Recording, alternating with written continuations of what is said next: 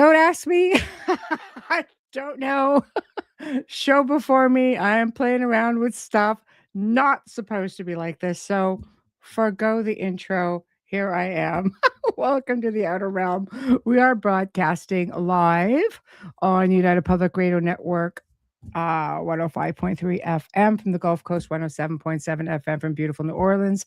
We are fully sponsored by the amazing people over at Folgers Coffee who have been a part of our journey since the very beginning. So thank you, Folgers. We couldn't do it without you, nor would we want to.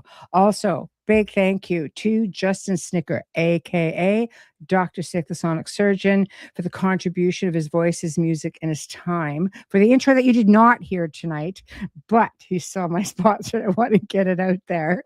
Also, big thank you to Steve McGinnis, the artist behind our logos. Check him out on Facebook and Instagram. Also does some really incredible commission pieces. Also, big shout out to our Grand Poobah, our chief, our leader of the United Public Radio Network, Joe Montaldo. Happy birthday. A really big deal, Tim. So make sure you give him a big shout out. I remember doing a show in the Gray Zone. He goes, well, we're going to be doing one in and around my birthday, and I want to do one based on the origins and ancient origins all surrounding birthdays. And I went, so did my deep dives, and we did a show based on that. So anyway, go show him some love and acknowledge his big day tonight. Tonight's gonna be a lot of fun for me because I really enjoy doing shows with Maxim Furek. He's just a pal, and I love anything that he does. He's working on some really great stuff, which I'm sure he'll sort of give us a little snippet of before the end of the show. But tonight, of course, we're going to be talking about the Smurl Haunting and all kinds of other stuff, paranormal. It's going to go down a very interesting journey of conversation. So here we are, without further ado, Maxim Furek. Hello.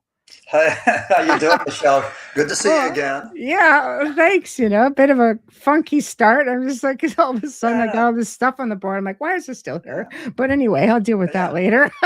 And we've done this one, how many times? Like 5 times maybe? Something like that, right?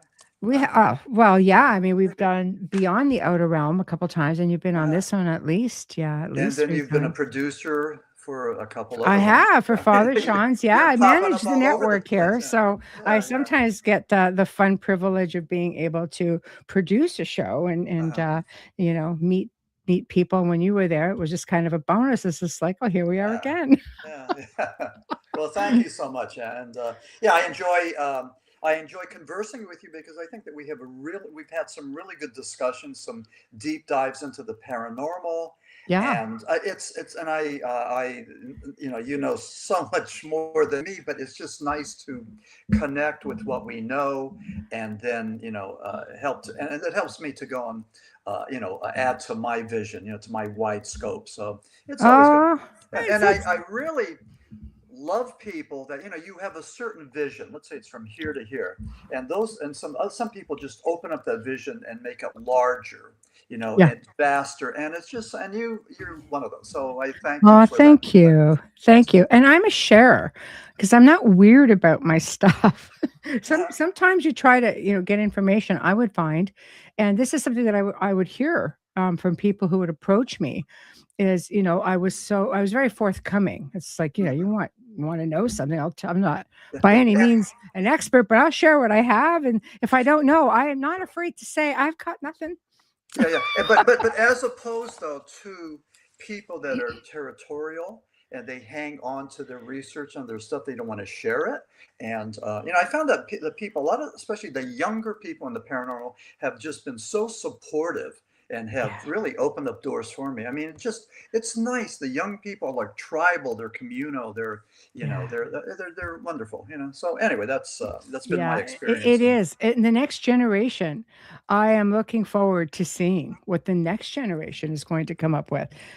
Because it all goes back. We can look back to Lorraine and Lorraine Warren, who we'll be talking a little bit about tonight. But even before that, I mean, when I did a deep dive for Show and Time, I found paranormal researchers are going back, especially like women, going back to like late 1800s, early Hmm. 1900s, going into the UK, like you had all kinds of paranormal or parapsychological societies, and it's an old thing, and you pass down the information because if you hoard it, then what does the next generation have?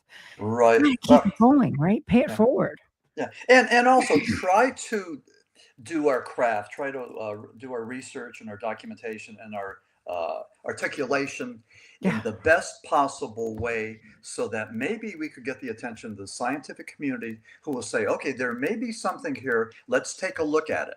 And for example, way back with John Mack from Harvard, when he was investigating abductees, and a lot of the Harvard elitists, were looking down on him, castigating him because he was not talking their science, their Harvard, politically correct science. He was going out beyond that, but he stuck to his guns. He was a bit of a heretic for the times, but an untimely death, which I don't know what that was all about. But Mhm. John Mack was one of my heroes just because he had the courage to keep on persevering and talking about the paranormal.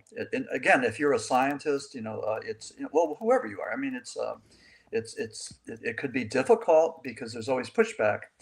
And if I may, you trace this back to the days before Christ. Look at the heretics. I mean, Huh. Yeah.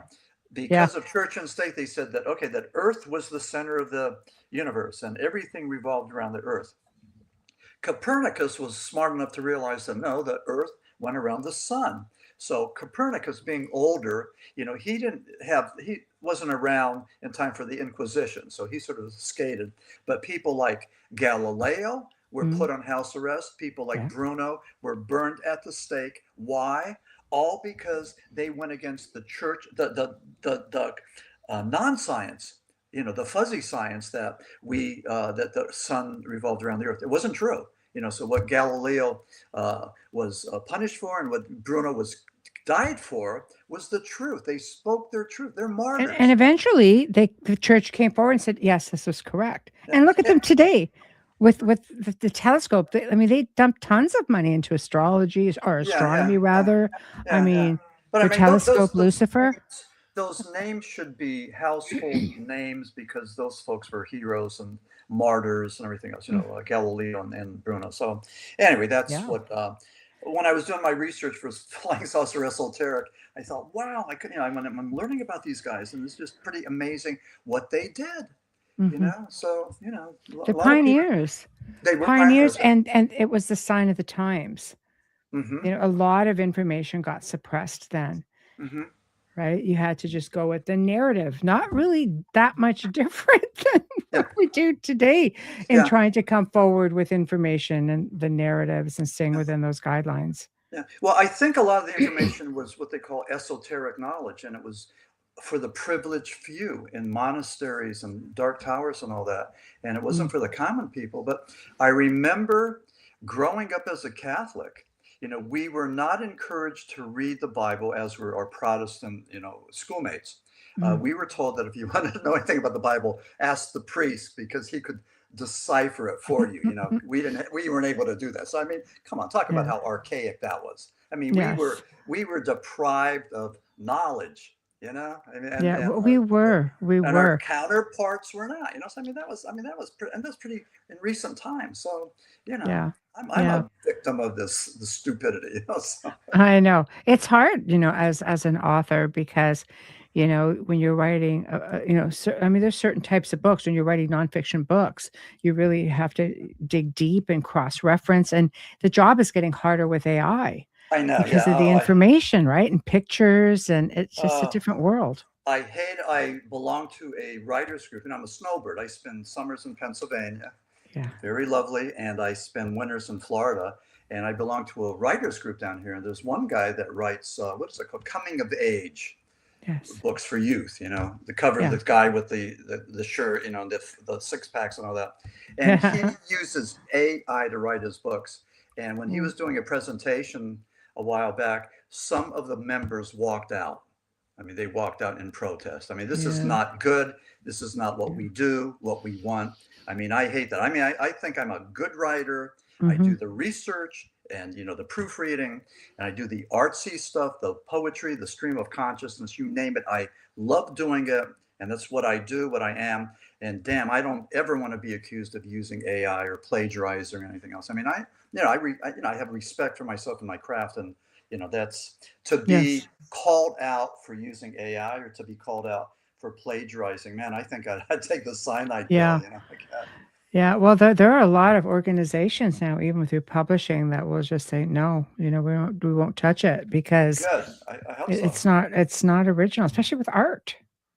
Uh-huh. You know, I mean, I know it's being put out there as the way of the future, and eventually, maybe everybody will go with that. But right now, I think they just still want the originality from the individual, right? Yeah. So, And another side of that, I know some, in my paranormal community, they use this AI to generate these images. So they take their image and they juice it up with the AI. And so some people that aren't really God's most beautiful creatures, they look yeah, like Hollywood stars all of a sudden, and it's not them. But I'm thinking, why are you doing this? I mean, come on, this is about as phony, as contrived, and as it can be. That's just not right. So, but no. if that makes them happy, then that's fine. I got these ring lights here, and it's like, man, it's like a Oh songbird. no, it's not good. Yeah, yeah, That's all right. yeah.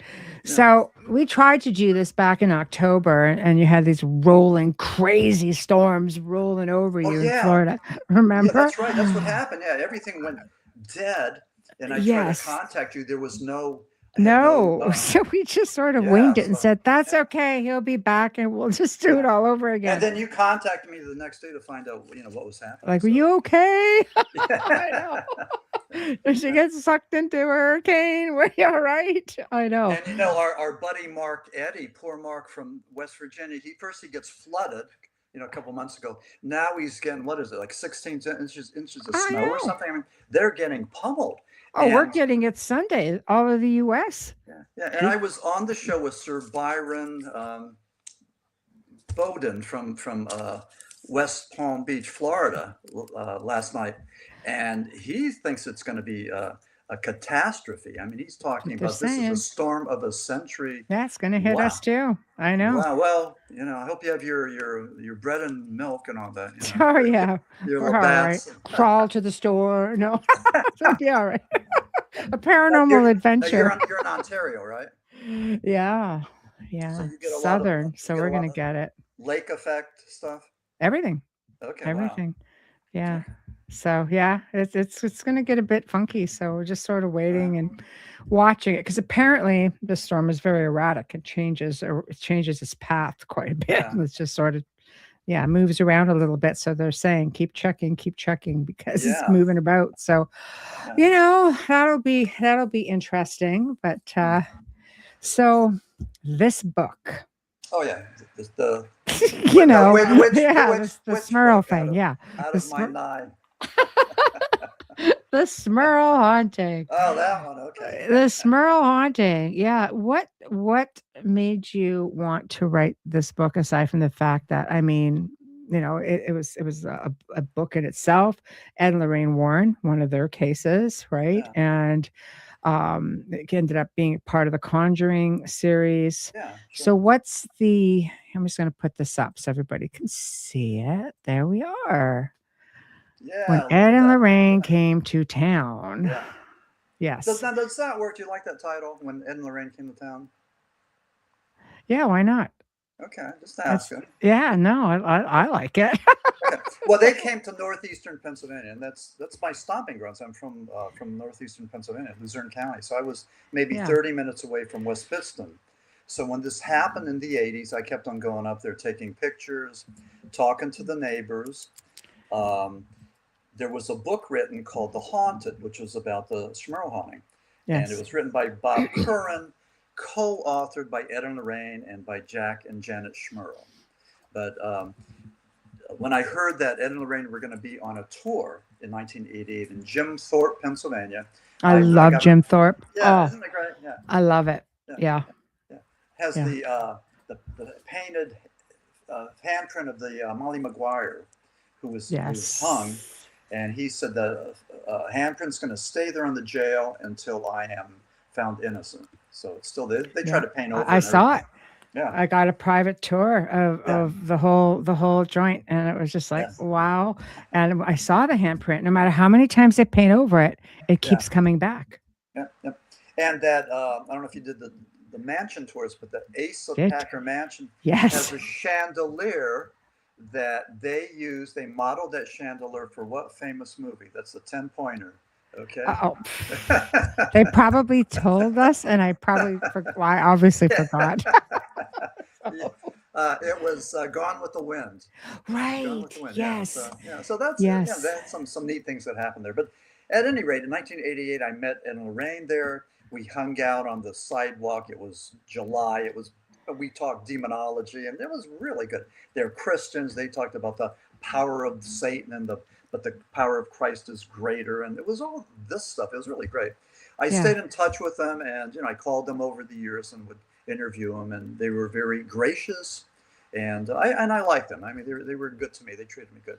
So being in my backyard, meeting Ed and Lorraine, and then the third thing, the troika, was the trifecta, was that July 11th, I went to Gettysburg, Pennsylvania to see Annabelle the doll.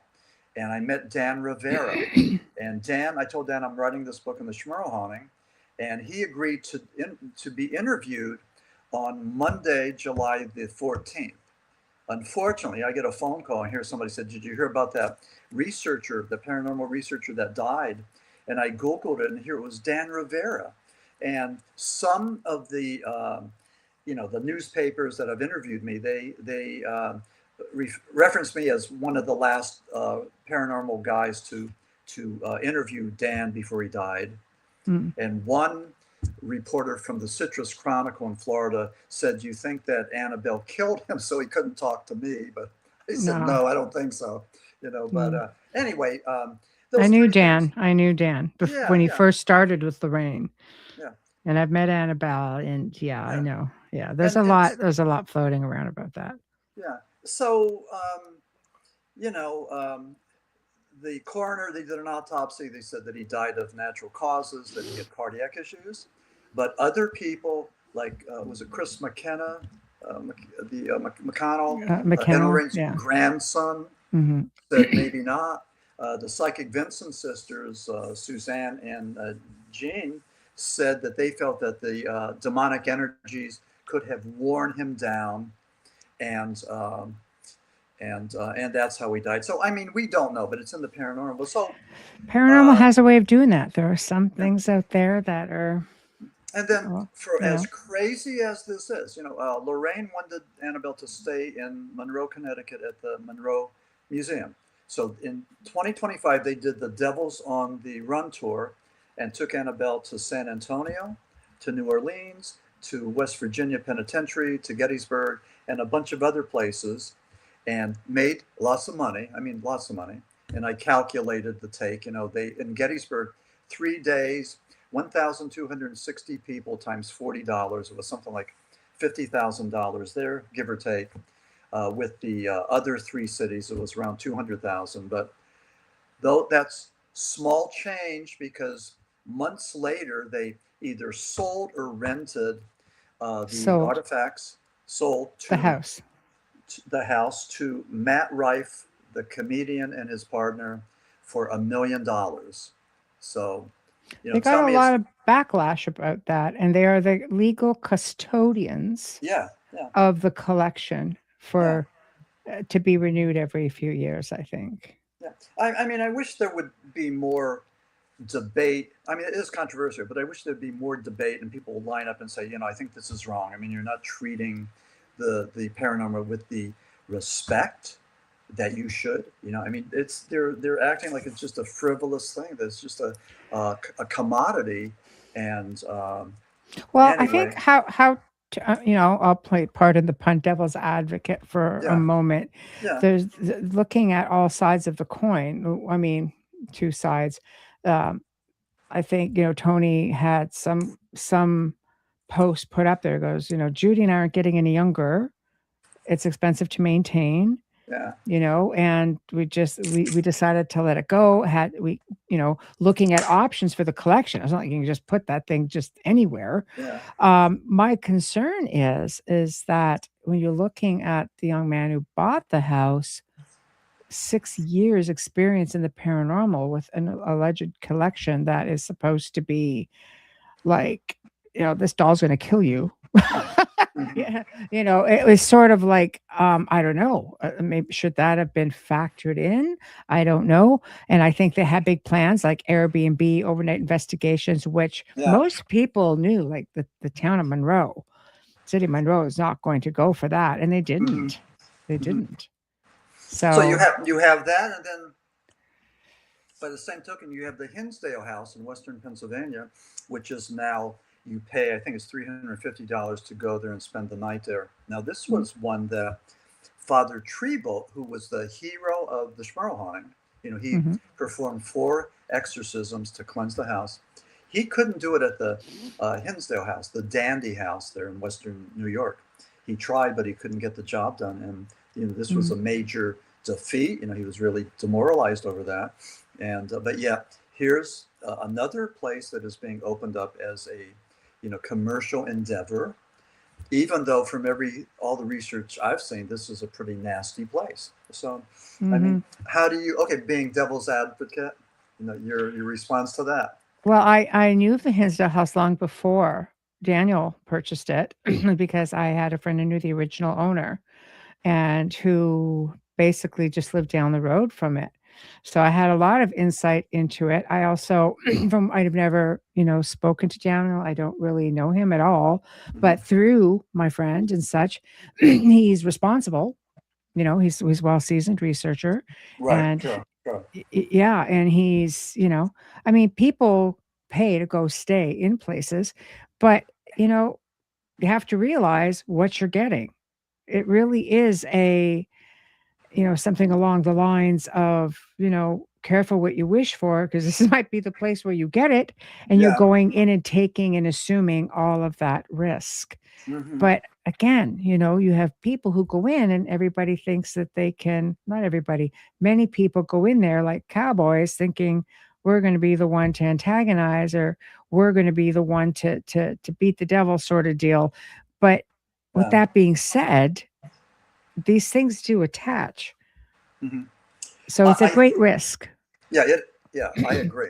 And I think it reminds me of the psychological thing, with counseling, that the greatest determinant of or predictor of success with a therapeutic interaction if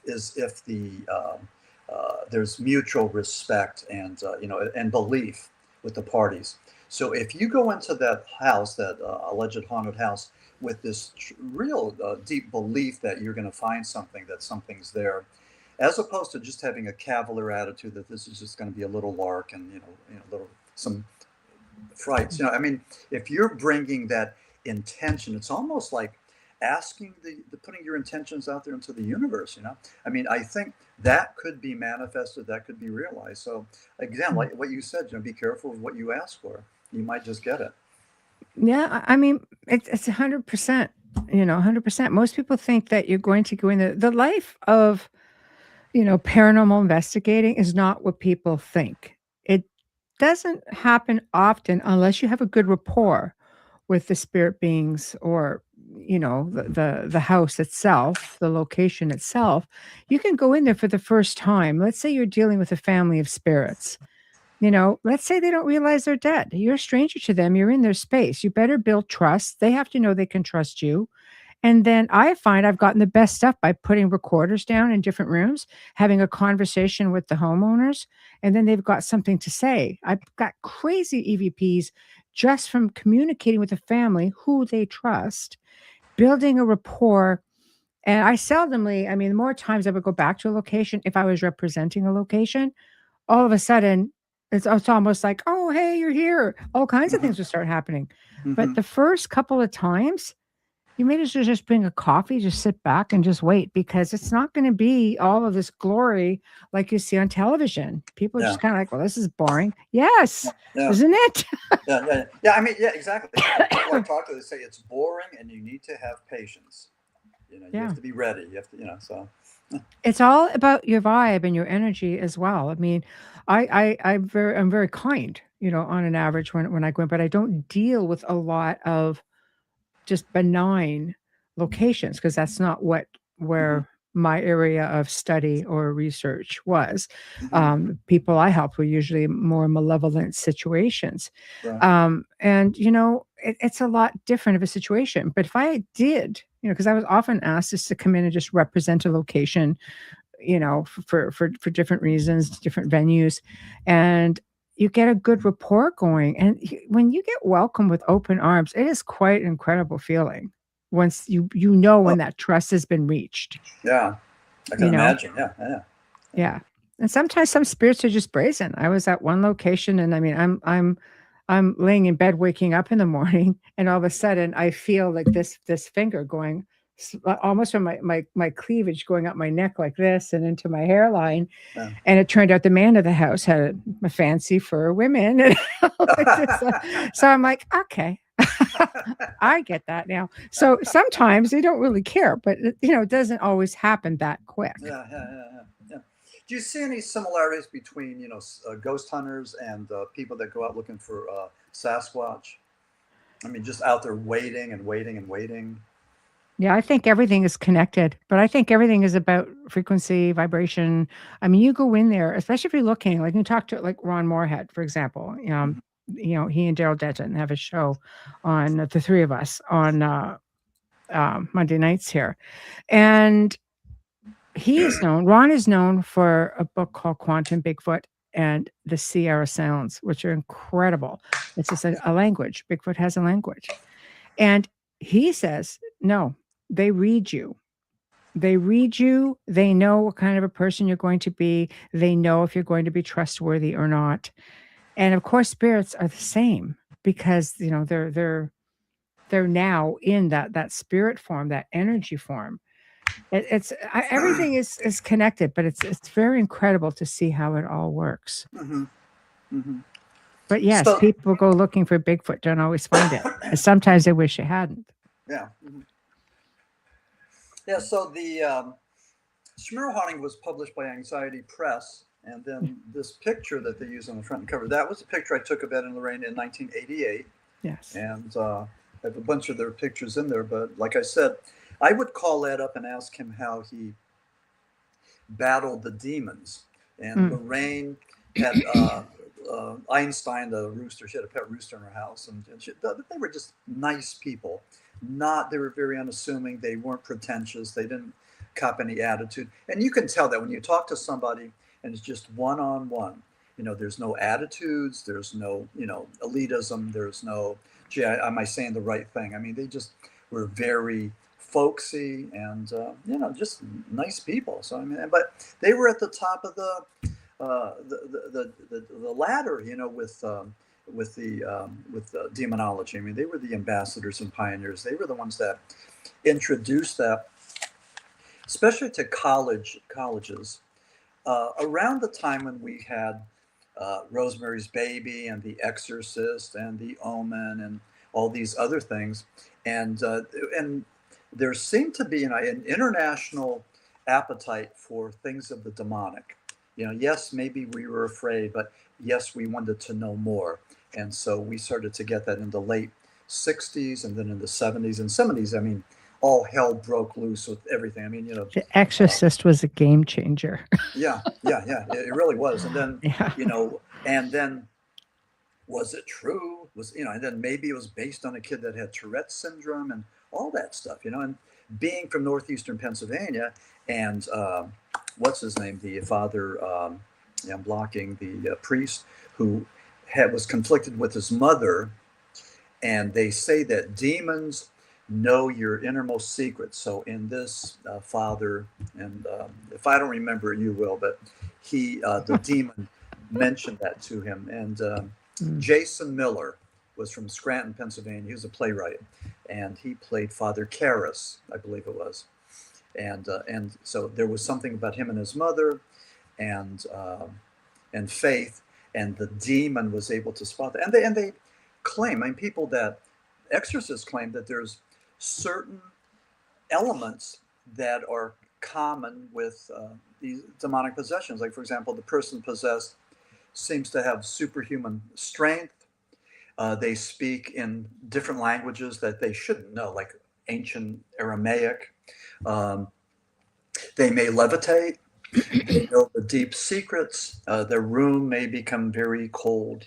Just a lot of weird things that that are commonplace. They're common denominators. So now I have a video that was sent to me from a family in Ohio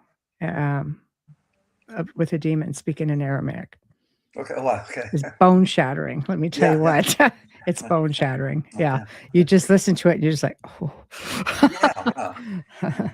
It means business. Yeah. It's very aggressive. Yeah. I don't know what that is. Yeah.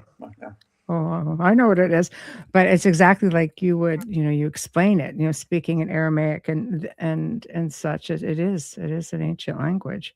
Wow. So when you hear that, it's not always in English. Yeah. This isn't the same thing, and it's totally off the subject, but my one book, my rock biography, Somebody Else's Dream, was reviewed in Slovenia in a magazine called It's Psychedelic Baby. Nice. I know. Woohoo! Yeah.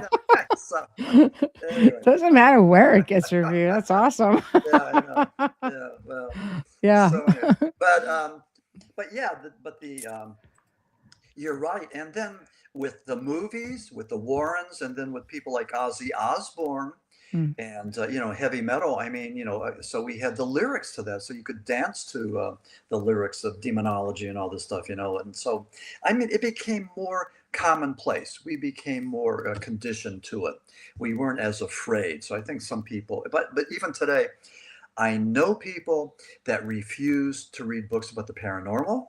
I know people that, even though they're into the paranormal, they're very much cautious about dabbling in any way with the demonic. I mean, they're very cautious, and there's something. It seems to be something very personal there. But I've heard this. I mean, this is not uncommon for people to say that. So I mean, there's a great fear, and I do have a friend who's a born again Christian, very outspoken, and he warns me all the time. He goes, "Don't get too close to the flame." And I said, "No, I'm not. I'm not dancing with the devil. I mean, I think I'm on solid ground. I mean, I guess if you make a pact with the devil, you're asking for riches and fame and women and orgies and everything else. The drugs. I'm good. I don't think the devil has anything for me. So I'm not. When you talk to people that do the ghost huntings, they seem to be well grounded in their spiritual foundation. And with their saints, with their St. Michael's, the Archangel prayer, and all that. So I think that if you go into these places, maybe filled with God's grace, or maybe filled with your higher powers, energies, I think that's the way to go. I don't think you should just go in there without anything. I think that this should be thought out, because there's always that possibility that, of temptation, infestation, obsession, possession, so just be careful. And for the folks out there listening to you, I mean, that's just makes sense. It's good, it's good advice. Just be careful what you're doing. I mean, that's like anything else. And it could even be, going to these places with asbestos, or with like broken floorboards, or or rabid bats, or whatever. I mean, just be careful. I mean, there's, you want to be safe in these places. I mean, you have to remember with looking at the demonic, or the spirit realm in general. I mean, this isn't something new to our time. There are ancient cultures who nailed down ancient. They all have different ancient ways. Even in exorcism, You Hmm. know, you can get places like Mesopotamia, Yeah. China, Hmm. Babylon, the Right. Hindu ways, the Persian ways. I mean, the list goes on. This isn't something that's new. You know, some people will say, well, everything, you know, with the balance of heaven and hell, that it's within us, it's within our mindset, you know, but I don't know, you know, ancient cultures didn't necessarily look at it that way.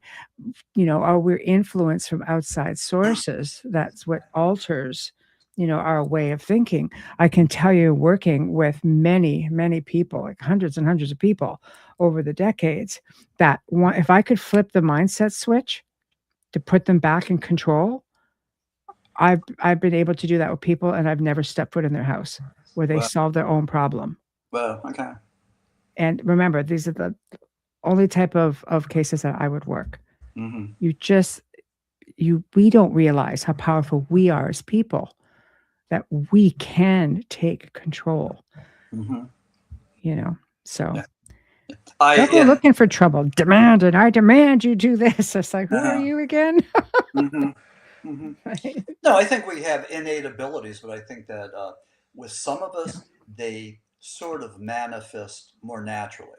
You know, the rest of us have to work harder at it, and for Mm, some of us, I mean, you really have to work overtime just to do that. It's whether you do it through prayer, meditation, mm-hmm, you know, asking the universe, whatever. But it's you mm-hmm. know, it's difficult because of all the white noise and the commerciality of the world and the Mm-hmm. 9 to 5 and everything else. I mean, it's hard to get into that Yeah. place where you could access that those energies, and you know, so and you know, It's difficult. I mean, you know, anything that I've read, like I've not seen the Conjuring films. Like I don't really watch them. Like the Schmidt family went through a lot of stuff, like right down to even, um, you know, like succubus incubus yeah, yeah, attacks as right, well. I mean, that's beyond poltergeist activity. It's just, you know, demonic shaking stuff up, and you yeah. know, I mean, With them, aggression on a different level. You know, it was personal, and yeah. I believe it was because they were devout Catholics, they were Christians,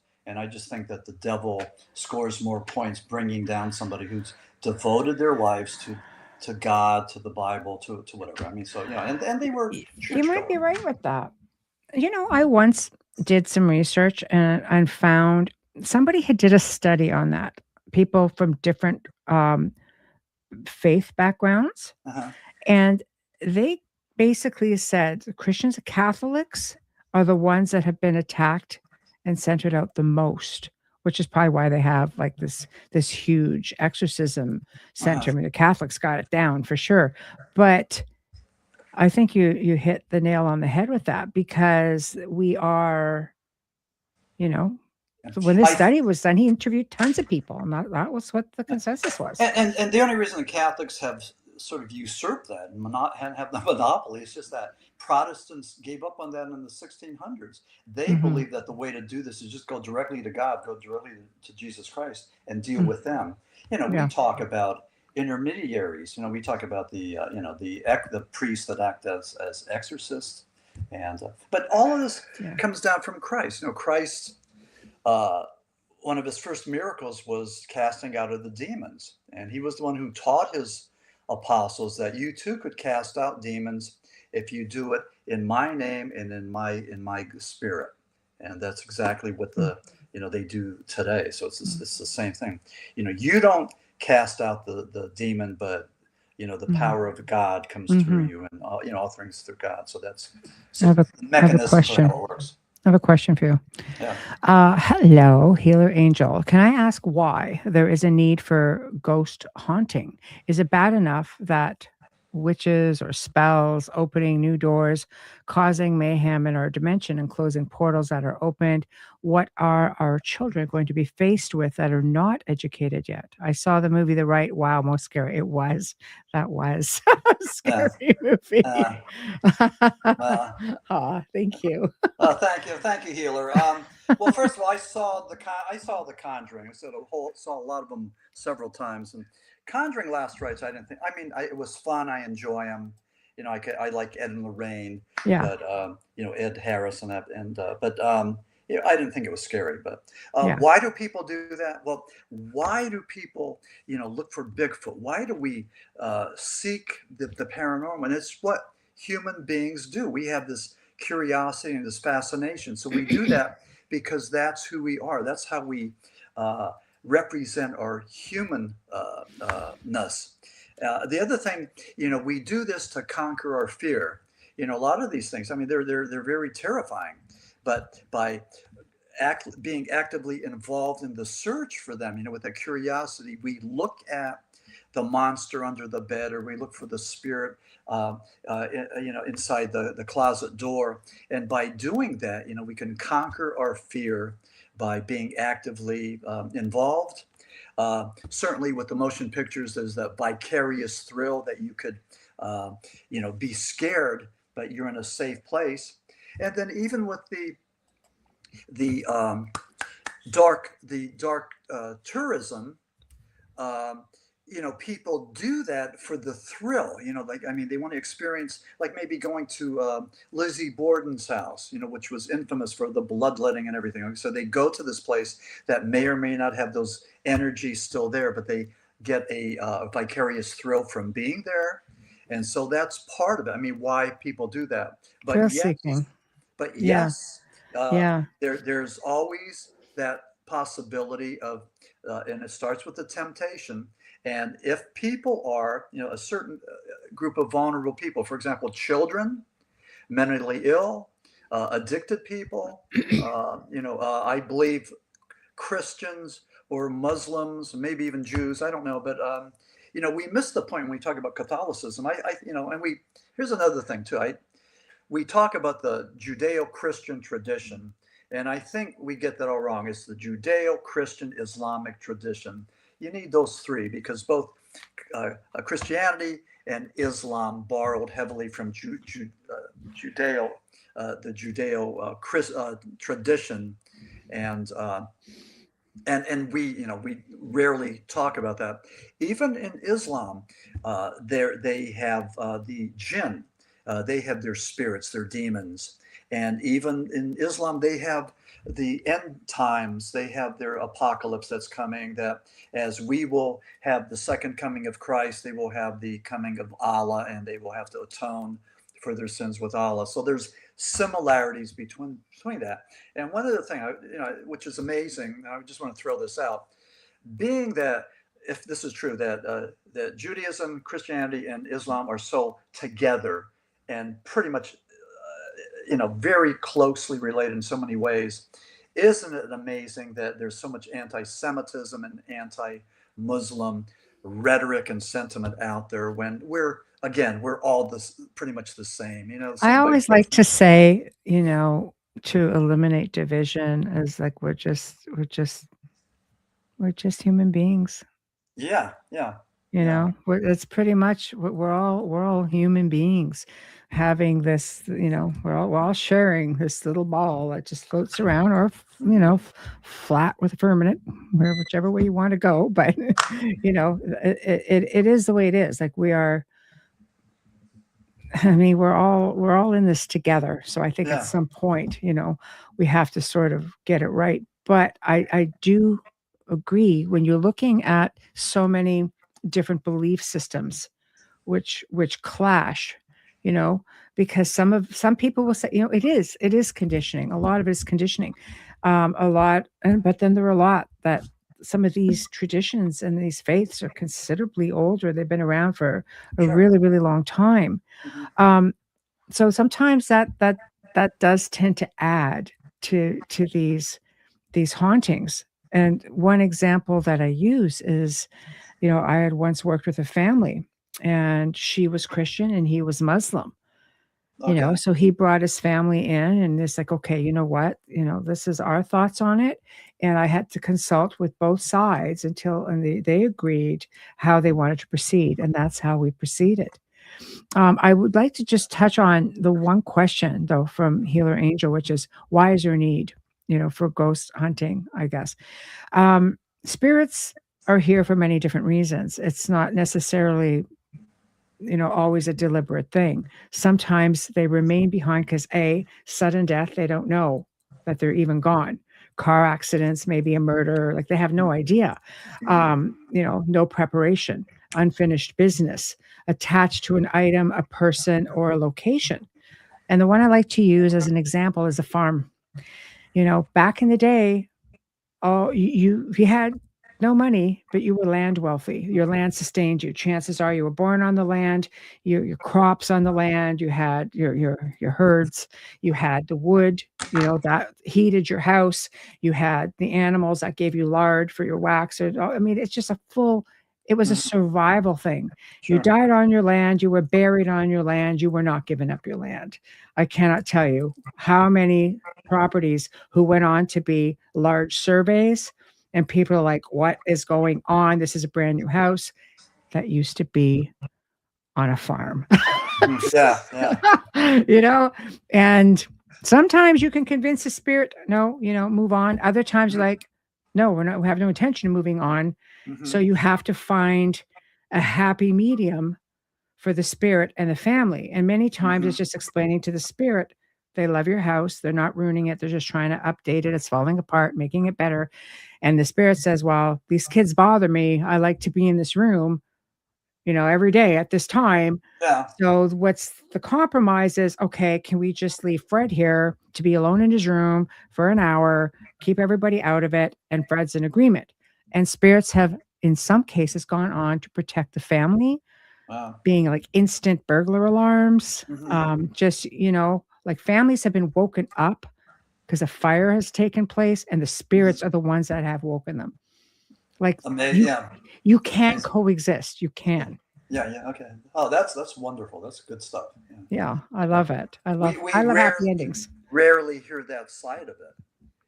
I mean, we hear about therapy. That maybe ghost hunters go in there and they want to go and talk to the spirits and help them and show them the way and help them to be less confused and all that. But it's nice to hear about their energies coming the other way and helping us. So that's something It that's happens. I've seen it happen many times. So there is, good stories. People automatically assume that, no, we have to move them on.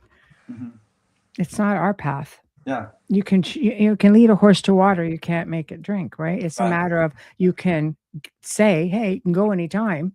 I've had spirits just leave and say, you can come back and forth as much as you want. Just because you leave now doesn't mean you Yeah. can't come back, but you come back with all the baggage that holds you here. Then it's just like, oh, I had a murdered woman who basically led us all to her killer. And she had schizophrenia, because we were just kind of, oh my God, mediums were just like, what's going on? The background noise, as you call it. And we were able to convince her to move on. He said, you could come right back, literally within about 2 hours. Spirit was back, helped finish solve her murder, and then was gone. Amazing stuff. Yeah. In the Smurl Haunting, there was none of that. There was no benevolent activity. There was just like all the typical haunted house things. The smells, the knocks, the rooms getting very cold, profanities etched in mirrors, and just a lot of that. And then it got more intense. It started slow and it got very intense. There was a lull where there was nothing happening, and then it became full blown. But throughout that whole course, the Schmerls were bringing in Catholic priests to sit there to babysit, to spend the night, to do a blessing, to do an exorcist, and they had a number of people that performed exorcisms, but nobody was able to get it right. So finally, Father Trabold came from New York State, and it took him 4 times to do it to be successful. But by the same token, he tried to do the same thing with the Hindsdale House and wasn't able to do anything. So he said that with the Hindsdale House, some places are just a road to a hole to hell, and just leave, just take your things and leave, and don't tell anybody where you're going. So that was the final say with the Hindsdale House. Yeah. And I don't know, maybe I don't know, maybe there was more than just one demon. Maybe there were a bunch of demons that he was fighting, and he didn't have enough power to do that. I don't know. I'm not sure. There's many reasons, you know. I mean, it's very seldom that you're ever going to get just one. Hmm. And hence the term legion, right? Usually Right. Exactly. Yeah. always Yeah. more than Yeah. once. It's like Yeah. a party. And if Yeah. you don't do it right, it's like you're leaving a foot in the door. But there's a lot of times as well where people they you have to do a lifestyle change. You have to think about what put the bullseye on your back in the first place Hmm. to bring them in. Or, you know, were you just unlucky, wrong place, wrong time? Were you, you know, did you make an invitation as a kid, forgot about it because nothing happened? They're not bound by time or space. They'll wait Yeah. you out Yeah. and be there Yeah. 40 years later. Yeah. Yeah. I've Yeah. seen it Yeah. happen. Yeah. Like, well, when Yeah. I was 10, I played with a Ouija board. I was like, how old are you now? I'm 63. Okay. How is that, you know, how is that working? So there's different reasons why they come into your life. Once you establish that reason, you know, you have to sometimes just get into a different routine to make sure that you, because I say once you're marked, I always say once you're marked, you're always marked. If you were an easy mark at some point, there's Yeah. always going to be someone trying to get their foot in the door thinking you're still going to be that easy mark. So it's a Hmm. matter of due diligence and lifestyle change, really positive energy, positive vibes, and Hmm. just live a positive, you know, the glass is half full, not half empty, or there is no glass. Hmm. You know, like you can't Yeah. Yeah. Yeah. like it is a lifestyle change of sorts. Yeah. Lorraine always thought that there were four uh, spirits there in the Smurl house. She Mm. said there was a succubus that was in charge, the demon, and the succubus manipulated the other three spirits into just doing all this wicked stuff, you know, the crazy stuff. So, Mm. you know, that was her conclusion, Mm. and so Humans do that. I've got EVPs of spirit people telling me, you know, hide, hide, he's coming, he's coming. And we knew there was an entity in the house, and they basically they can it's not hard for them to rule the spirits in there because they're considerably stronger, and they yeah. draw the energy from those spirits that keep them, you know, allegedly, you know, as it goes, they just keep them very weak. Hmm. Hmm. So they hide or they, you know, they they obey. Yeah, that would be an interesting premise for a book. I mean, how that works, you know, that whole mechanism. But Oh, it's a hierarchy for yeah, sure. yeah. It really is. Sometimes your spirits are just as victimized as the living. Yes. So we had I'm wondering if that question was sufficiently answered. I mean, why do people do that, knowing that bad things could happen? I mean, Mm, it's a great question, and yeah. sometimes bad things do happen. But I think that with what's happening now, with just the whole plethora of Bigfoot hunters and the ghost hunters, and I mean, there just seems to be so much happening there. I mean, just Mm, it's a current thing, even though it's old. And with the dark tourism, I forget the numbers, but I mean, Gen, uh, the millennials and Generation Z would much rather go to Alcatraz or, say, Lizzie Borden's house than to go see the Liberty Bell or Niagara Falls. They'd rather see something that represents something ominous and foreboding, and something where mm. maybe something nasty happened before. So that seems to be the what's happening. And again, I it's would a only stay in haunted places whenever possible. yeah. You say you would, right? Oh, I do. Yeah, yeah, right, yeah, yeah, yeah, I did. yeah. You know, I would go out of my way to make sure I could stay in haunted locations. I mean, I've had activity at my last 2 homes, you Mhm. know, and I mean, this one seems quiet, thankfully. I'll say my last 3, you know, because I grew up in a Mhm. house like that. But I think, you know, I stay in places that are old as possible. Haunted is a bonus, and I do seek out the old haunted castles. Like, I travel around the world. I go to places that are, Yeah. but here's a misconception, is sometimes people go to places, they see something like an abandoned place. "Oh, it's haunted." No. No, they're Mhm. not always haunted because their abandoned cemeteries aren't always haunted, Right. you know? I think And I we understand that it's a house stigmatized. that a house doesn't have to be old to be haunted either. 100% not. No, I've seen many different situations. Again, haunted land, or you just pick up a hitchhiker, or somebody, you meet somebody. Some, you could have like an ad on in the paper, it's on the paper online, and somebody comes and picks something up, and then they've got a tag along, and they look at you and going, "Oh, this looks a lot more interesting," because they can read you.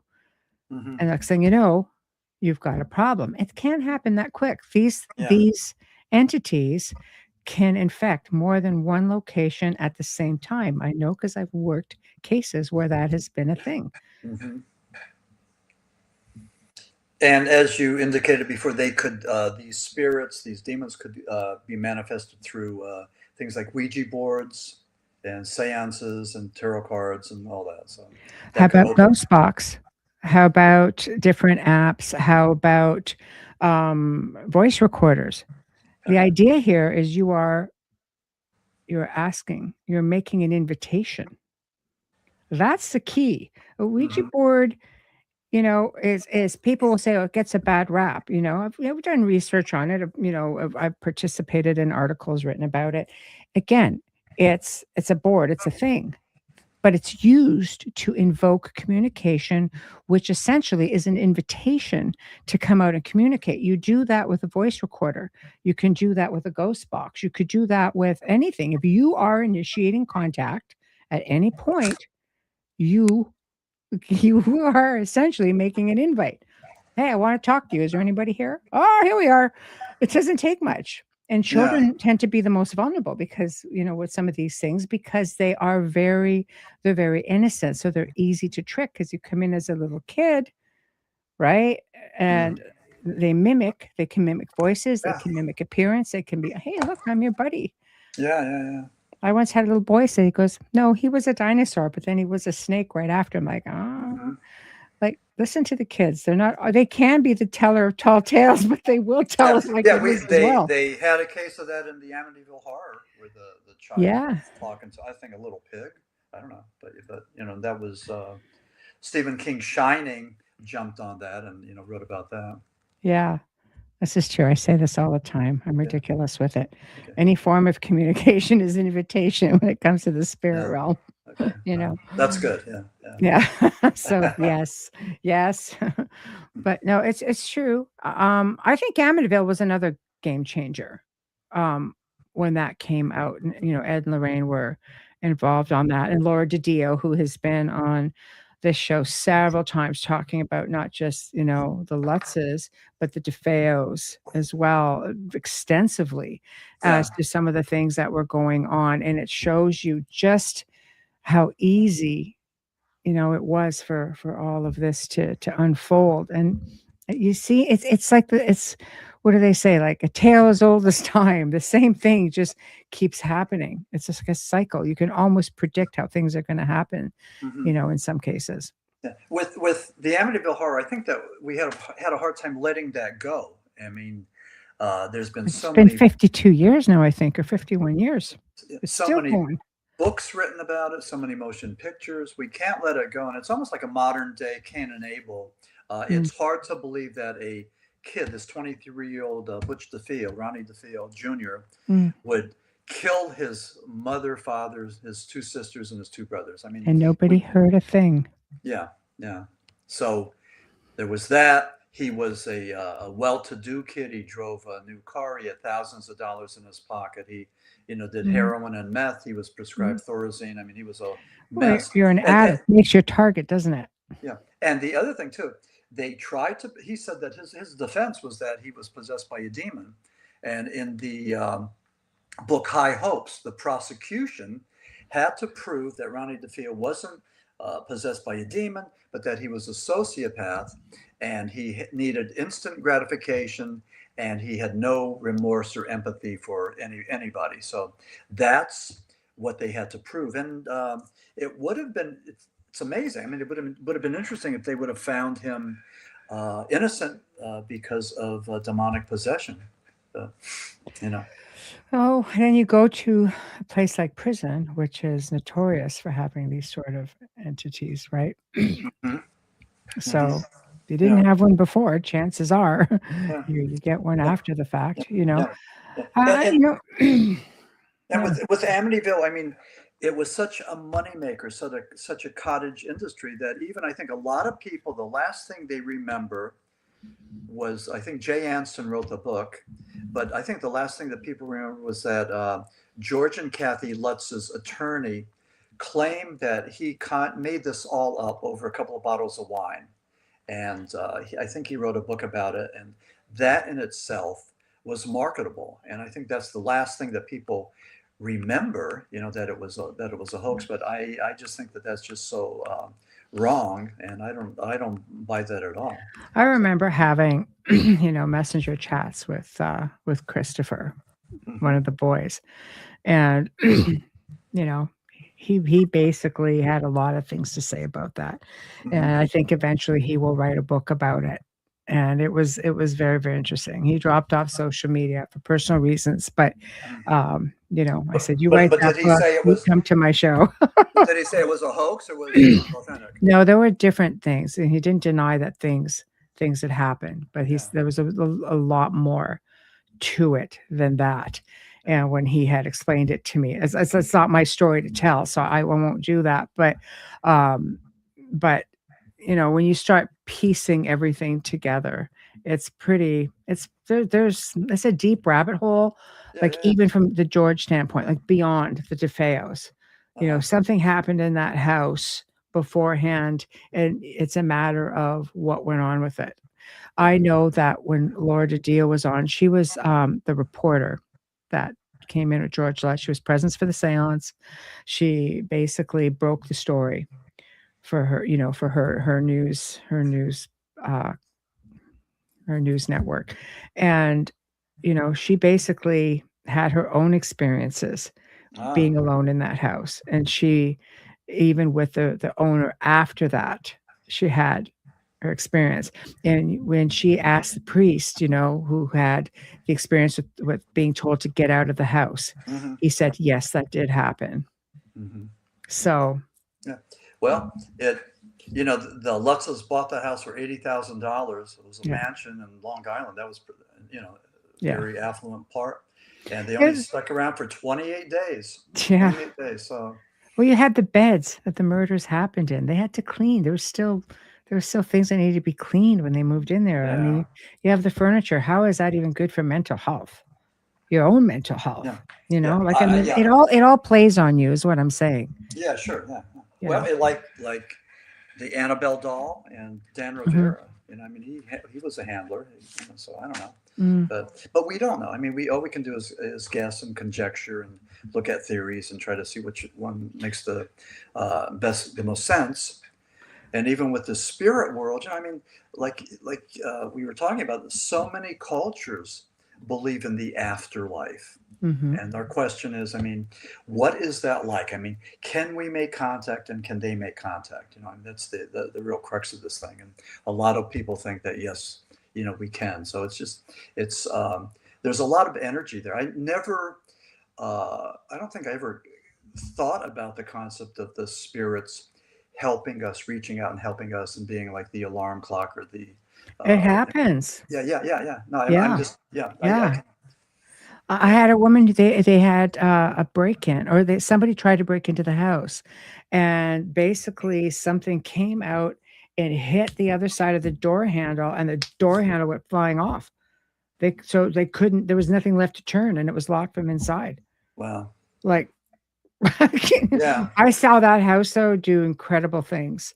Mhm. So, I had some of the best recordings I've ever captured came out of that house. Yeah. So nothing surprises me. Yeah. Yeah. The Yeah. spirit world, we're literally, like, some people say, "Oh, the veil is thinning." There's a really strong belief that there is no veil. Like, we're really right there, Hmm. Oh, that's and good. things amp up. Yeah. So Hmm. why do things amp up? So what if I say to you, why do you think things are amping up right now? What would you say? Because you've been doing a lot of research for this book. So what would be your opinion? Okay. Um, the world's been turned sort of upside down politically. I mean, it's crazy. Yeah. And a lot of things are happening that we just can't comprehend. A real good example is the 2024 drone attack Mm. over New Jersey. I mean, we talked about it. We had every single explanation for what it could be, including flying saucers and the military looking for these nuclear bombs that were Mm. taken out of Ukraine and placed in New Jersey. All this stuff, Mm. we couldn't figure it out. We live with that, if not fear, that apprehension, that uncertainty. The government was not allowed to go and or did not explain to us, was not able to articulate to us that we're safe. Don't worry about this. This is what it is. That was Mm. in 2024. In 2023, we had the same thing with the Chinese, big as a bus weather balloons that were coming over, these little spy things. And again, we shot a couple of them down. There was, I think, one in Canada, one in Alaska, one off the coast of maybe North Carolina. And again, there was never any closure. Mm. So we're living with this apprehension, this uncertainty, this thing that we don't know what's going on. I mean, we need to know. I mean, man has a need to know. I mean, that's Mhm. how we operate. And so here we go again. And now with this uncertainty with the politics, and again, this is the most volatile, chaotic period in that I've ever seen. I mean, maybe Vietnam and the protests were somewhat like this, but I mean, that made sense. I mean, you could wrap your arms around it, you could, make sense, but not what's happening there. So I think there's just all this uncertainty. I think we're numb.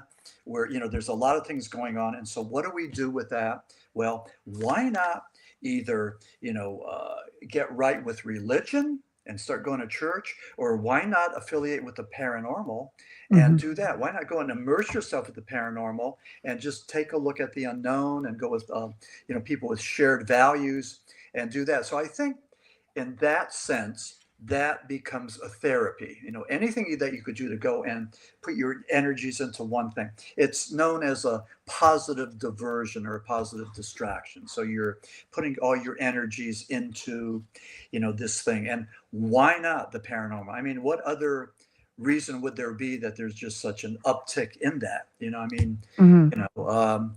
it waxes and it wanes. I mean, we had the what was it? The I3 Atlas that Three came, Eye Atlas. Yeah. 3-eye Atlas, and okay, Yeah. for a while there, some people at least thought that it was operated by aliens, and it was intelligent technology, and so we had that going, but just I just think a lot of uncertainty. We're not as grounded and as informed. I mean, with all the technology, with all the programs there, you think that we would know it all. Well, we don't. We're like little babies. So Yeah. again, I look at the drone attack of 2024 as a very telling thing that I remember Biden administration tried to articulate what that was, and I thought they were bunglers. Mm. Trump said that the government knows something and they're not telling us it was a conspiracy. Everybody added fuel to the fire. I mean, everybody was throwing stuff on it. Luis Elizondo Yeah. was doing, Yeah. everybody did it. So, I mean, Yeah. I'm angry and miserable, and and keeping with that, the government UFO congressional hearings, July of 2023, November of 2024, I believe, September of 2025. What did we learn from David Grush, Luis Elizondo, and all those other people? That he knows where the non-human biologics are. He knows where the crafts are. That we know the government knows something and isn't telling us. They're not being transparent. That's it. No more. 3 major congressional hearings, millions of dollars spent. What do we know? Nothing, because they're not telling us anything. I Mm. mean, that makes me angry. I'm confused. I'm wondering, why do they even do this when they tell us nothing? So I think to an experiencer, I mean, I'm an experiencer. I have been my whole life since childhood, and I think that's such a fine line between, I could give you a whole list of similarities between alien abduction and the paranormal that are almost exact. So, and I could tell you at least half the people and families I've worked with, at least half of those people were also contactees. So I can give you a whole list of yeah, things. I'll have yeah, to send you that from your book. yeah. Please But do. it, Yeah, but it shows the connection between everything. And we as experiencers don't need to wait for disclosure. Hmm. You know, we know that people have camera phones. People are taking pictures of Hmm. things all the time. What will make it harder is AI. And I tend to wonder, it's the timing of disclosure in AI, just so because it will get very confusing. And then you're looking at Bluebeam, Project Yeah. Bluebeam, which is where they're going to try to fudge you, Yeah. and Three Eye Atlas became just an example of that. And meanwhile, it just went on by, Yeah. right? So Yeah. it's just sign of the times. Again, I have to say sign of the times. I think things amp But up for the exact reasons that you say, and yeah. a lot of people are questioning their mortality. They've lost loved ones, Hmm. and they're questioning mortality more, and they're wanting to know. Yeah. And if you're implying that this is the age of disclosure and enlightenment, I mean, I take the opposite view. I think that this is a era of confusion, and we're being bamboozled. I mean, Mm-hmm. like I mean, uh, we're not getting the intel that we need. We're not getting that respectful intelligence that I think that we should have, Mm-hmm. and and so maybe that's why we search for it. If you're not going to give it to me, I'll find it myself. I'll go to these places and I'll look and I'll Yeah, I try mean to make the internet contact. is a pretty good thing for that. It takes Mhm. people who can never leave their living rooms, for example. They can get a glimpse into the world of ghost adventures, Yeah, or yeah, yeah, ghost hunters, or yeah. they can get an idea what it's like. They can go on local ghost tours or go to local events. It's a great way to start. I think the interest is there because it's more widely accepted to be able to talk about it now.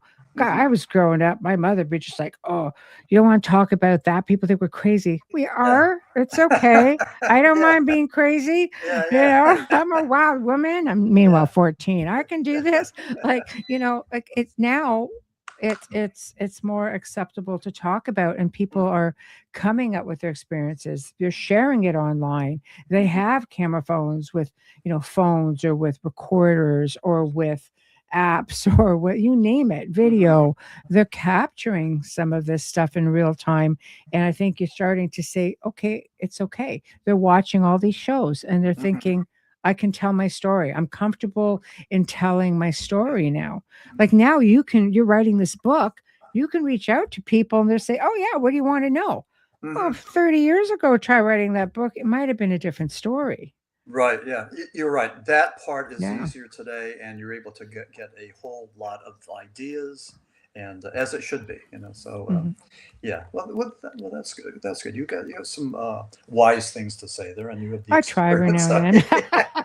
Every now and then I come out with a good one. I don't know. Yeah, yeah, yeah, yeah. And But I love jamming with you about it because it's great to have a like minded yeah, yeah, conversation. and in the Smurl haunting, what I wanted to just say for your listeners, of course, if they have any interest in that, what I do is I take a look at the Smurl haunting as sort of the epicenter, and then I compare and contrast that with Amityville, the Hindsdale House, the Damned Wells House, and a bunch of those other things. I look at the commonalities with haunted houses, what you could, what those things experienced, claim that the Smurl House was a lot more violent and a lot more personal. And it's almost like on some of these murder shows, like if somebody is stabbed, 45 times in the genitalia, they know immediately that it's something personal.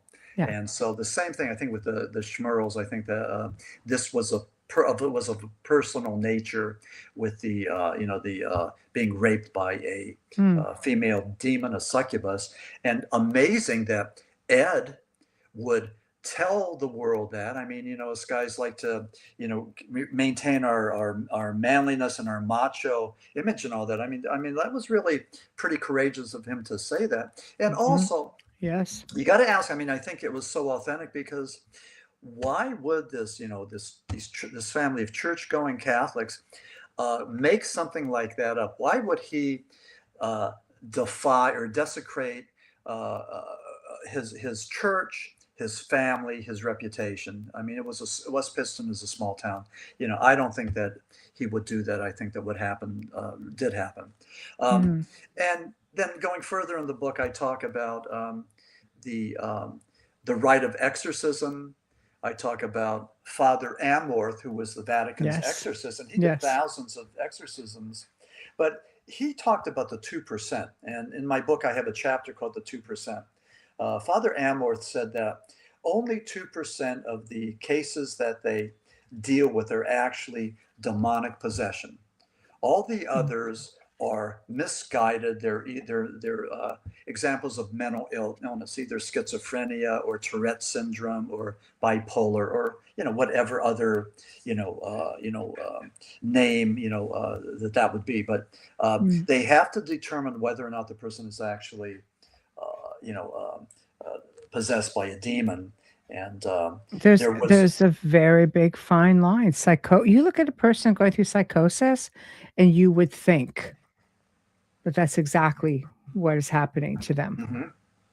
I could see why the Catholic Church is so stringent, why they have their own psychiatrists and doctors, and those are hard questions to ask. Yeah, and also they paid the price for failure with Annalise. She was a college student from Germany, and Annalise Michel. Yeah, she died from the and there were charges. They brought up her parents and the two priests that were from the exorcism, and she died. So but she was mentally ill, and just horrendous what they did to try to purge the demons out of her. But I mean, they killed her, and so they no longer do, I think, sanctioned, approved exorcisms in Germany. I mean, if they do them, they're on the QT, they're on the down low.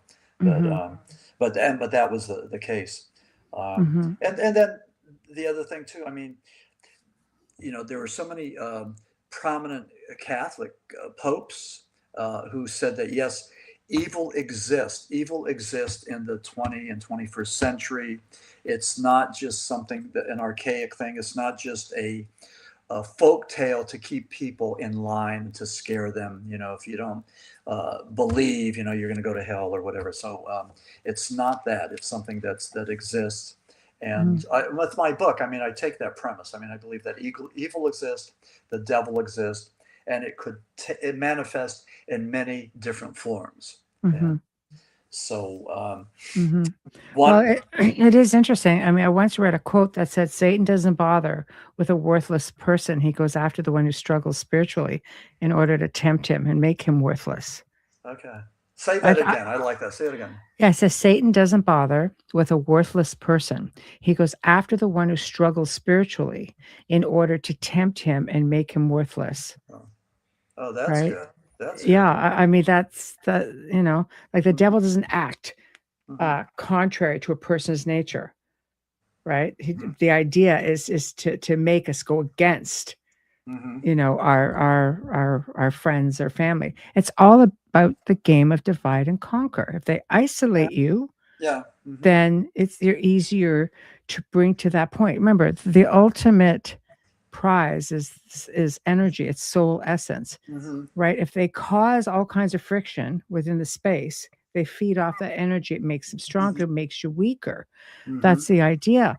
But divide and conquer, that's why everybody's always bickering. That's why there's so much angst. That's why there's so much upset. But they isolate you. You're either going to, if it goes to fruition, the last stage of not even necessarily possession, but infestation is you kill yourself. And with any luck, you take someone with you. Yeah. Like that's the ultimate is death. And that's not necessarily even going to full possession. They influence you in many different ways. The whole devil made me do it thing. It's not a, Or even look at some of our emotions like jealousy and lust and rage and anger. I mean, those people have killed for those. So those emotions. I mean, it's all about self-control, and if you can control that, I mean, that's. I think there's the temptation is always there. I mean, no matter who you are and what stage you're at, you're always the temptation is always there around you someplace, and nobody knows what you're doing in the confines of your house when nobody's looking, when nobody's watching. So I mean, that's the real mark of your character and what you do. So Mm. but when I talked to Ed and Lorraine, when I talked to Dan Rivera, they just were espousing, Christianity, the mantra that the devil is strong, but the strength of God is greater. Padre Pio has a place in Pennsylvania, a monastery, and there was a sign there. He said that although the power of the devil is mighty, I go to the Blessed Mother for my strength. And even Ed said that to do demonic battle, he would go to Jesus Christ. He would go to St. Michael the Archangel.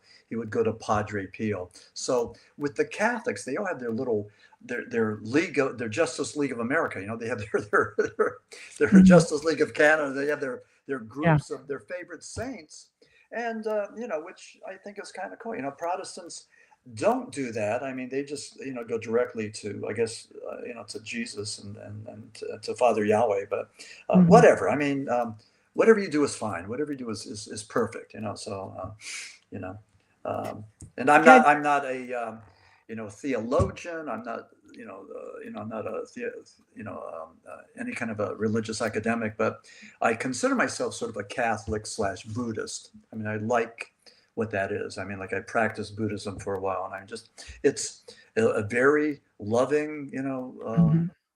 belief, with the karma and the reincarnation. It's good, So, that they don't talk so much about punishment and the end times and all that, but Yeah. with Christianity, with Islam, with Hindu, they look at the end times. Mhm. I think the idea is, um, doing whatever it takes to give you strength, whatever empowers you, because the first thing, people do when they're in a situation like that is they tend to blame the creator, blame their faith. "Why are you doing this to me? Why are you allowing this?" I think, in situations like that, you need to find your way back, Hmm. wherever it is that gives you your faith, whatever brings you back Hmm. to empower you, to give you back the strength, to remind yourself, that you're a warrior. You don't have to Yeah, be the victim. You don't, yeah.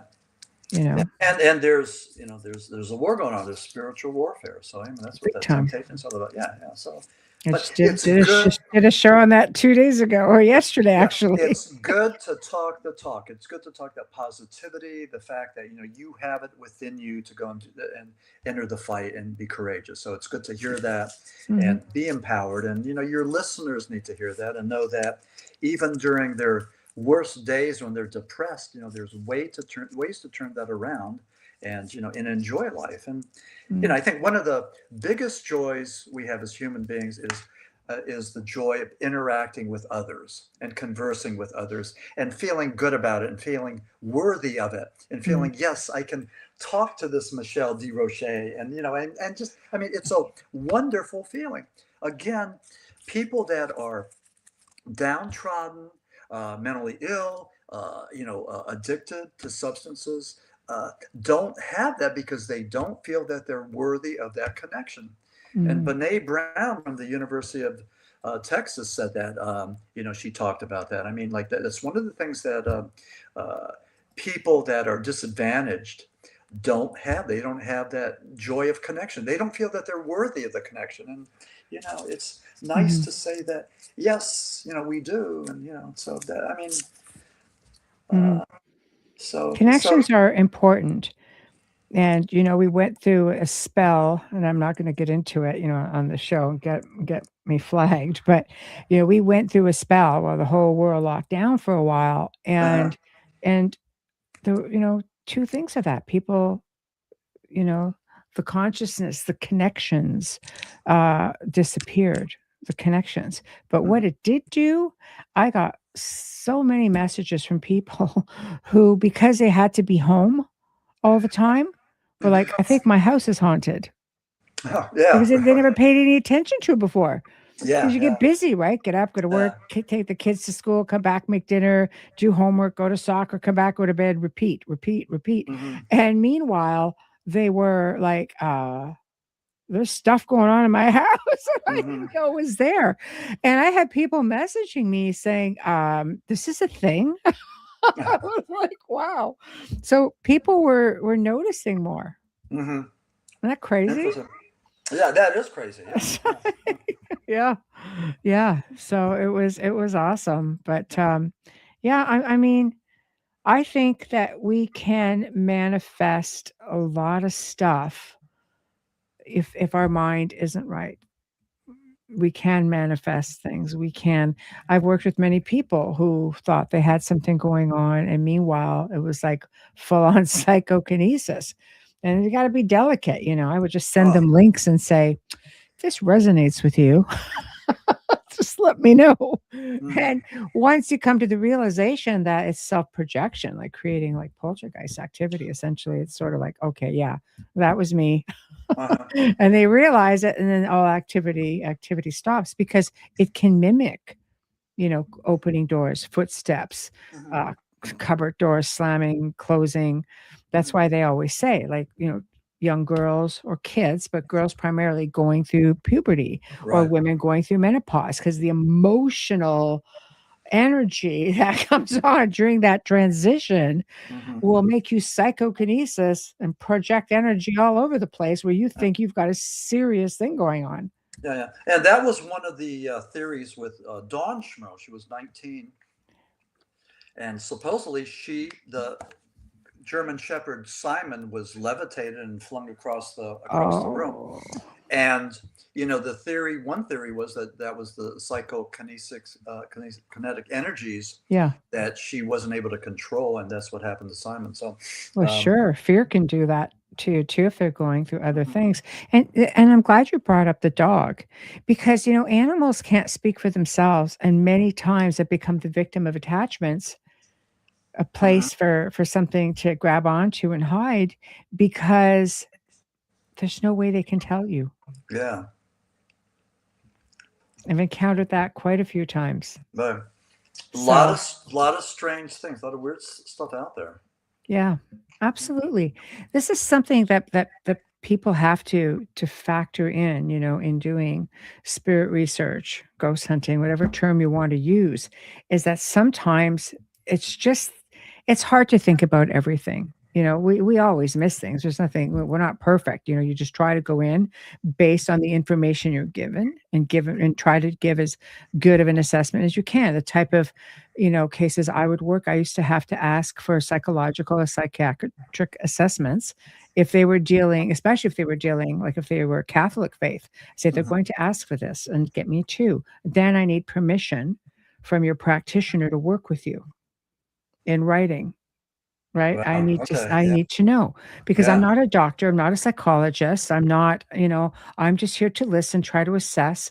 And I've done interviews with psychologists who have just basically said whatever it takes to make the person feel better as long as they don't go off the medication. Hmm. So, and that was that, right? But there are things you need to think about. People don't think about animals. Some do. Some, and this is, some people get really ornery about this, but there are some researchers who will bring dogs, to investigations. Like an animal will be able to sniff that out, no problem.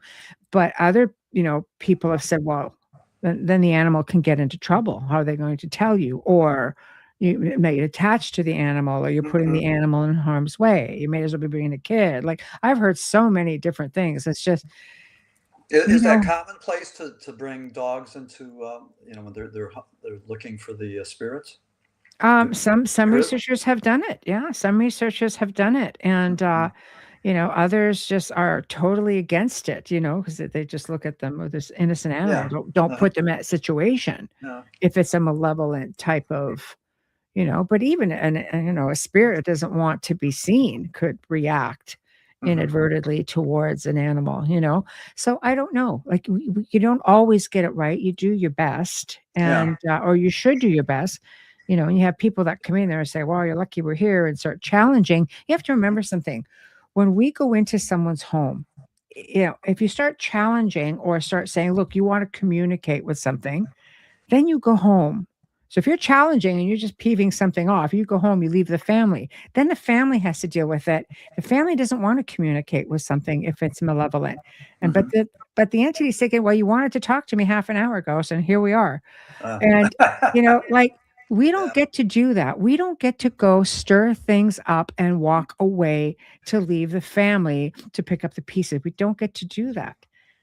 And there's a psychological premise that when you open up a wound, you have to close it, and Yes. that may be the same thing. You're opening up a portal, and Yeah. You have to be so careful. You have to be careful, you know? Like so there's just a lot of things to yeah, factor in. yeah. Now you mentioned that you didn't care for the term ghost hunting, Yeah. and why not? And what would be an appropriate term if ghost hunting is offensive or not to your liking? Well, I mean, let's put it this way. Let's just say you're dealing with a spirit that doesn't know, like that they're or even if they're stuck there, that maybe they are aware that they're dead. I mean, hunters, what do hunters do? Technically, think, what Oh, does a hunter do, right? they So, kill, yeah. well, and you're trying to you're ghost hunting, and if you're going in with that mentality, they can read you. So are they going to give you the action, or are they going to maybe try to stay out of your way? 'Cause, Hmm. like it's not something that I have favored. It's my own personal thing. I've met a lot of people who don't like the term, and I've Hmm. met a lot of people, colleagues who I have a lot of respect for, who use it. So I think it's just it's a thing of it's a personal taste. Yeah. Like people, I'm a paranormal investigator. I'm a paranormal researcher. I'm a ghost researcher. I'm just a Hmm. researcher. I research Yeah. everything. But, Yeah. you know, I've had people say, "Oh, you're a demonologist." No, no, no. No. It's just an area of study. I'm a student. And Hmm. again, that was Lorraine. Dear, we're all students. And I never forgot it. I would, yes, yes, somebody who actually, yes, gets that. And somebody like, at the time I met her, I really respected what she had to say. She goes, we're all students. And it's so correct. I learn something new every single day. I never stop learning. The more I Hmm. could learn, the better. It's a journey, and we're never going to have all the answers. Right. Half the fun is trying to figure it out. Hmm. Right? Like that to Right. me is that it's the journey of Right. getting there that makes it so interesting. But Right. Right. I don't We're all on a journey. We don't know what the destination is. I yeah, mean, the only thing we could do for each other is say that, you know what, you're heading in the right direction. You're doing a good job. That little positive affirmation, that pat on the shoulder. Yeah, I think it's what we all need. But the exciting thing is just the journey, meeting people, and you know, yeah. I just want to let Andrew know you didn't offend me at all. People use it all the time. So no, no, no, no, no. Not at all. Don't worry about that. no, it was a good topic to bring up and just Yeah. to discuss. So Like I say, yeah, it's a journey. right. Many, many people who I respect dearly, you don't have to apologize. It's okay. There was. I'm not at all offended. I'm not at all offended. Like I said, it's a personal taste thing. Many people I respect use the terminology. It is what it is. Just for me, I can only speak for myself.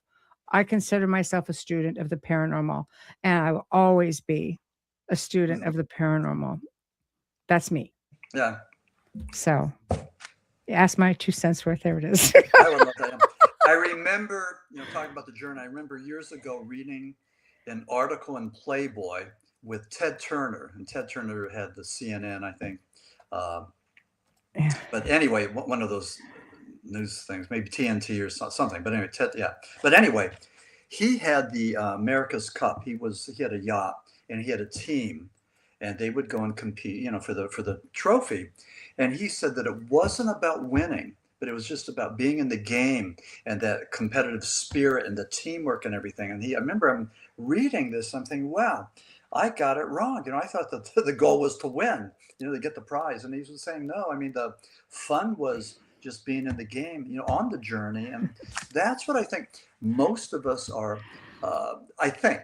starting to find out now, or some of us that are maybe a little bit more, I don't know if the enlightened sounds too presumptuous, but I think that's just the way it works. I mean, being on the Yeah. journey is wonderful, and we all do that, and we don't know where it's going to end. And hopefully for some of us, I think no matter I think it's going to, it's just a, life is good. It's wonderful to do that, to Yeah. meet interesting people along the way, and to meet like-minded people, and just to get a, I know with even as an author, uh, if I go to some of these book signings and some people will come up to me and say, I've read your book and I really like, you're a really good writer, and just Yeah. that affirmation is just wonderful. I mean, I don't know how you podcasters, are, but with us authors, a lot of times we don't get any kind of a feedback. We live in a sort of like a realm of silence,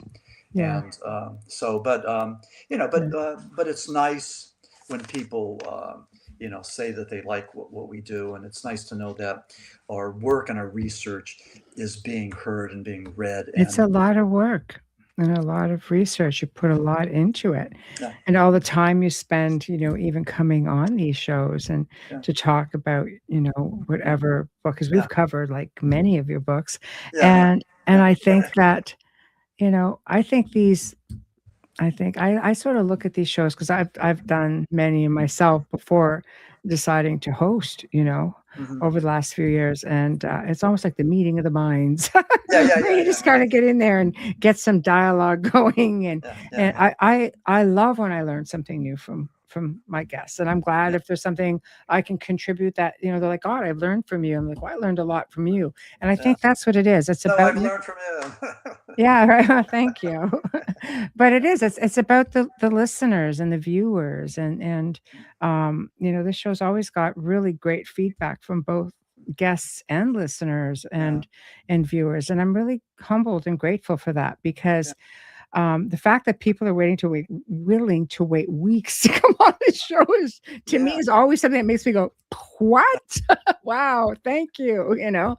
So it's really a lot of fun to meet people and address so many different yeah. cool And topics. yeah, and I don't consider what I do work. I mean, I enjoy being Yeah, on the podcast and everything, but I mean, yeah, it is.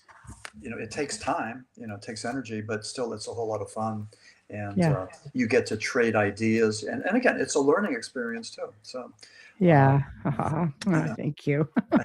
Yeah. No, I love that. I love that. So, what do you have coming up like in the next little bit? Like you are writing this other book. And, do yeah, you want to tell us a little bit about that and when we yeah. can expect to see it? It's a book about haunted houses, and the working title was "The Silent Scream of the Haunted House," and It's I'm a great toying with, title. yeah, and Yeah. I'm toying with that. But anyway, I take a look at you know ghost hunters, that realm. I take a look at dark tourism. The fact that a lot of people are making money from these haunted houses, these overnights.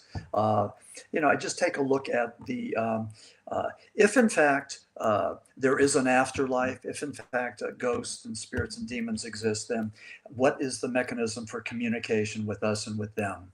Do we help them? Do they help us? All of that. So it's things that uh, Mm. that I'm looking at. Is it disrespectful to go into a haunted house looking for spirits? I mean, Mm. knowing that you may be disrupting them. Is there any danger associated with being a ghost hunter, Mhm. other than the physical thing with the asbestos and all the other stuff that could be happening? Mhm. So all of those things. But I'm hoping that. Thank you, Kathy. I'm hoping that this is something that ghost hunters will be able to hold on to and look at as sort of a reference book Mm. that has it from so I think it's going to be comprehensive, and but I'll tell you what, I'm working on it. It's just like flowing. It's good. It's going to be a good book, and I already discussed it with Hanger One, my publisher, Mhm. who I believe are getting ready to launch, I think, Monster Quest again. That was their program. So Yeah. I think Yeah. so. Yeah, the book will be published by Hanger One, and hopefully it'll be published this year. But I'm taking my time. I want to get it right. I just want to make sure that it's I have all the information that I want to have in there, Mhm. and I think what you need to do is compare and contrast informations. Mhm.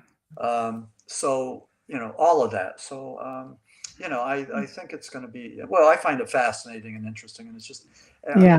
the question about why people go ghost hunting. Well, the reason that I, write Mm. these books is because I have just such a real fascination and an affinity for, flying saucers and Bigfoot and everything else. So, Mm. Yeah. No, I agree. Wayne made a good point. Oh, I have to take this off for a second. Wayne made a really good point. He said, would you consider helping a stuck spirit if you came across one? Reason being, I've heard this a lot, and it's a tough one, because it's big business. With so many investigators, will leave a spirit trap so they can continue to visit the location and get more evidence, which bothers me. okay, okay. And Amish says, yeah, but maybe that's their path. So that's just another perspective. Some people get ornery about it because it is big business, Hmm. and other people are just like, oh no, they'd move them on. But if it's a resident spirit, for example, it's like, well, no, we're good to our spirits here, or like there's a lot of different viewpoints on that. So something to consider when you're looking about, like dark tourism and things like that. Like that's just something Yes. that I've actually had come up quite a few times. Yeah. Some researchers believe that they're in a position to do therapeutic service with these spirits. Yeah, And if they're lost and confused, maybe they can go and guide them and help them. So yeah. they approach it from that respect. Most of them, I think all of them, talk about being respectful to the Mhm. spirits. And that's a good question, though. I mean, if you're just Yeah. maybe exploiting that spirit just so that you can get more hits on your devices, that's Mm. something else. Again, we haven't really discussed the ethics, the The code of morality ethics, yeah, I about mean, doing who this. A code of ethics for is there one? I yeah, mean, common sense to me should prevail. They're yeah. spirit people. Well, be respectful and Yeah, be cautious, and and and if it's something more malevolent, it'd be like poking an invisible bear. Do we wanna do that? yeah, yeah, yeah, So, yeah. there's the flip side of that as well, you know? Some researchers go in there with holy water and crucifixes. They have the Saint Yeah, Michael the Archangel prayer, yeah, prayer of protection. So yes, there's things that you could do, but I think when you're doing that, you're filling your head with goodness, with good things. yes, So yes. that's the protection you need. So I think that in itself is going to help you. But It the doesn't have to question. be doom and gloom, basically. Yeah, right, correct. Yeah, Yeah, but I mean, be well grounded yeah. and have a team. Now again, we I was at the last year the Butler Paranormal Conference. I was one of the guest speakers. The Psychic Vincent sisters were there, Yes. and a young man stood up and he said that he had been attacked by demons, and he showed these pictures. So his eye was just hanging out. He had scratches and everything. It was really pretty bizarre. So he Wow. claimed that it was a female uh, demon that assaulted him in his home. A So that was in succubus. Pennsylvania. Yeah, Yeah, succubus. Yeah. So yeah, yeah. That's Oh boy, there's yeah, some pretty wild ones out there, that's for sure. And yeah, yeah, it's what keeps the whole journey moving forward, I guess. And I love that term, the journey, because you don't know what the destination is. yeah, It's just something that is ongoing. Because researchers, we're all different. Hauntings are all different. The spirits are all different. The people who live there and in real time are all different.